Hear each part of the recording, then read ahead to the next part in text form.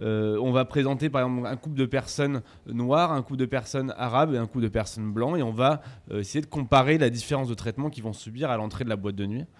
Et voir si le vigile à l'entrée va accepter ou refuser la personne d'entrée. Et comme on aura pris soin de neutraliser les autres critères, à savoir que globalement que les personnes aient à peu près le même âge, on est souvent un couple, une femme, un homme dans tous les couples, voilà, pour pas que ça soit lié au sexe ou autre chose. Donc on va essayer de neutraliser tous les critères, des gens qui seront habillés correctement, pour plus que la couleur de peau sépare ces personnes.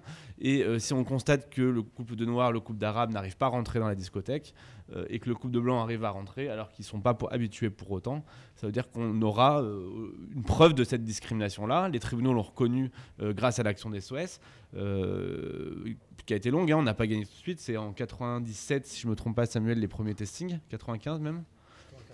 Bon, 94 carrément, au départ c'était des testings qu'on faisait à 10 personnes, 15 personnes. C'est un outil qui nous permet de faire avancer le combat antiraciste, et concrètement, puisqu'il fait condamner en fait les auteurs de ces discriminations-là. Et bien sûr c'est dans les discothèques, mais c'est aussi dans l'emploi, dans le logement, on peut retrouver le même procédé de comparaison, et ensuite, comme en France aujourd'hui c'est reconnu comme une preuve de la discrimination, on peut faire condamner les auteurs de ces discriminations. On a l'outil aujourd'hui en France. Il faudrait rajouter 2-3 choses. Les class actions en sont, et je vais expliquer aussi peut-être qu'est-ce que c'est les class actions ou l'action de groupe. On a l'arsenal aujourd'hui judiciaire, il suffit de le faire appliquer, et c'est ce qu'on fait en étant militant de la lutte judiciaire contre les discriminations. On fait appliquer le principe de notre République, finalement. On a aujourd'hui 600 cheminots marocains salariés dans toute la France à la SNCF qui ont eu un traitement différencié par rapport à leurs collègues cheminots français, puisqu'ils n'ont pas eu le droit au statut de cheminot public longtemps. Ils ont toujours été considérés comme des contractuels entre guillemets, parce que c'est un peu particulier au niveau des cheminots. Et aujourd'hui, ils partent 10 ans après leurs collègues à la retraite et ont des retraites 3 fois inférieures à leurs collègues. Et c'est aujourd'hui qu'ils se réveillent, alors que ça fait 30 ans qu'ils ont été discriminés.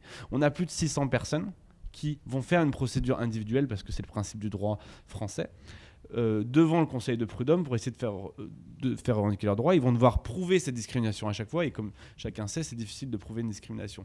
Et l'action de groupe serait simplement qu'un petit groupe de personnes accompagnés d'avocats lance cette procédure, et une fois qu'on a réussi à prouver que les tribunaux reconnaissent le système discriminatoire, les autres, quelque part, n'auraient plus qu'à aller au guichet, prouver la situation qu'ils ont vécue et récupérer la réparation du préjudice qu'ils ont subi.